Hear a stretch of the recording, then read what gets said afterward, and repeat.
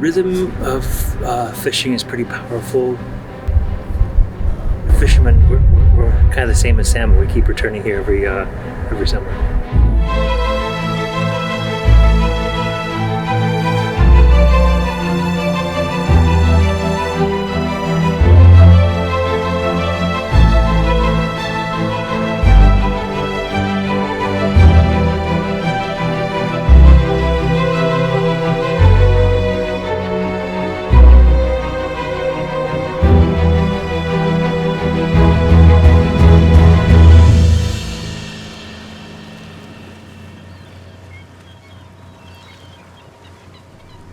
So what we do is called set netting, and we basically are allowed to fish 50 fathoms, 300 feet. We just tie those to the running lines that are secured by screw anchors. It's just a gill net, so they'll be swimming in and just getting stuck on their gills, and that's how we catch our fish.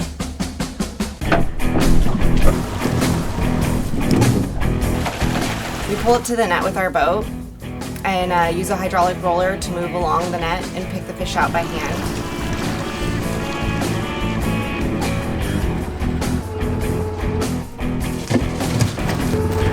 Our crews fish in close proximity to each other with our larger tender vessels off the end of our nets about a couple hundred yards. Every 2 hours we deliver the fish to our tender and so that it can be transported to the processing facility.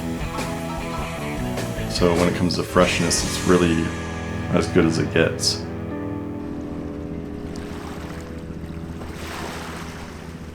Something that's unique about the Bristol Bay salmon fishery is that it's a terminal fishery, and what that means is all the fish are going to be harvested on their way to the end of their life. So the fish are harvested in the oceans and bays before they get into the spawning grounds. The biologists can then observe the amount of fish getting into the spawning grounds to make sure that there's always going to be sufficient fish so that eggs can be laid and future generations of fish can come back. Our family's been fishing in Bristol Bay since the mid-1940s. My grandfather and grandmother homesteaded at Lake Iliamna, which is kind of north of us just a little bit. All of the salmon that we're trying to harvest are born in that lake, Lake Iliamna. And our families met fishing here on the beach at Graveyard Point back when it was an operational cannery. This used to be a functioning processing facility that burned down in the 60s. Now all the fishermen who fish in this geographic area come back to this location every year and use the old burned or abandoned buildings as their summer camp.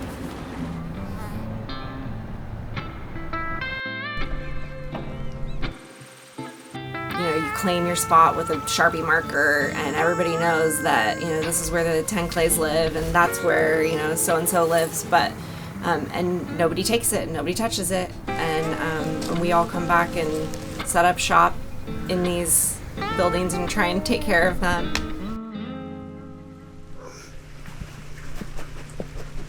We've seen a lot of things change in terms of there's erosion and different things have impacted the physical landscape, but a lot of things have stayed the same, which is harvesting the fish in small boats by hand with your own family.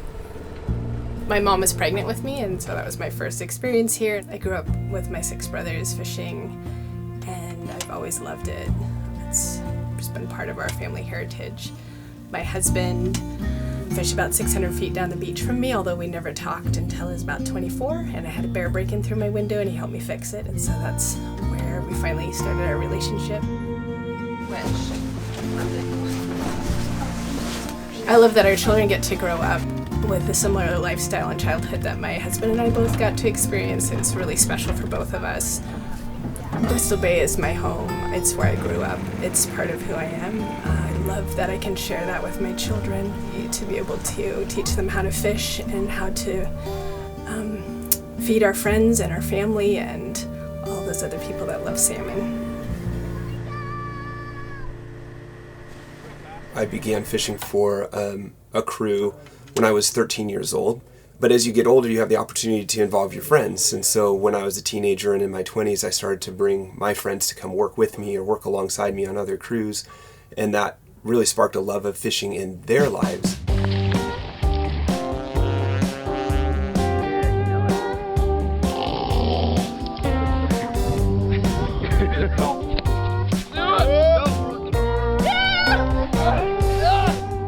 I grew up in Colorado, was landlocked. I always dreamed of being on a boat, being out at sea, but I didn't know what that experience was like. I was, 19, 20. I loved it. I never thought it would be something that would be sort of a career. And now here I am, almost 25 years in. I've been fishing up here, let me see here, almost 2 decades. I fished with the Ten Klays for the first 15 of those years as a crewman, and I think I fished on every single one of their boats. It's kind of a love-hate relationship. Fishing's hard. Just grueling on the body and, lack of sleep, but the excitement of catching the fish. I always joke about this, like the phrase, we're all in the same boat. Like, we are all in the same boat in the sense that you're not gonna sleep in when someone else is fishing. We all gotta get up and fish, and so it makes it easier.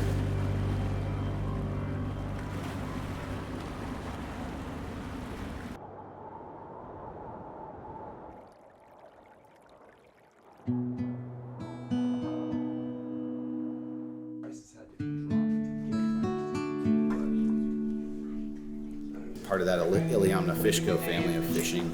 We have opportunities to eat meals together, and there's a lot of laughter. There's a lot of sore muscle, a lot of tired moments. But I think that's all part of it, and I think that's part of what makes the experience special. It's the family aspect of it. It's kind of a reset from the outside world, just in the middle of nowhere in Alaska. Through being part of that family, I just had that desire to bring my family up. This year, for the first time, I got to bring the whole family up. It was incredible.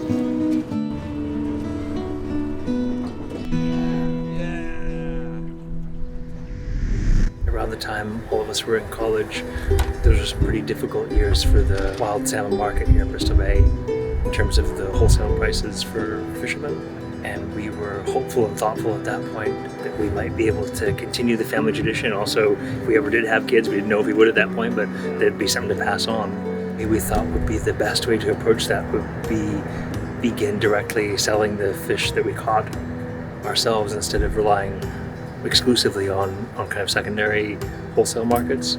For me, a big impetus in starting Iliamna Fish Company was to create an opportunity where people who love to eat wild salmon could have access to this great resource we have here in Alaska. Through our Salmon Share program, we've expanded the group of committed individuals who care about the resource. I think when you bring Bristol Bay wild sockeye into your kitchen, onto your table, you're supporting the fishery, you're supporting the fishermen, you're supporting the kind of sustainability of the region itself. I think that's something that's different than just picking it up at a store. There's something about getting to have a relationship with fishermen and the fishermen that are out there working hard. And as a fisherman, I love to have that relationship with somebody who's going to eat my fish. And it's amazing to be part of this community that's bringing the highest quality of this special fish to the market. Just the way we care for it and the way we tender it. It's part of our heritage, my heritage, and so it's fun to continue on with that tradition. And fishing alongside with my sister and brother and some of our really good friends, it's just become a kind of an annual tradition. I do love bobbing around on the wide gray seas and staring out the bright green tundra. And I like the black nights and I like the bright days. It's the world's largest, healthiest wild salmon run that remains.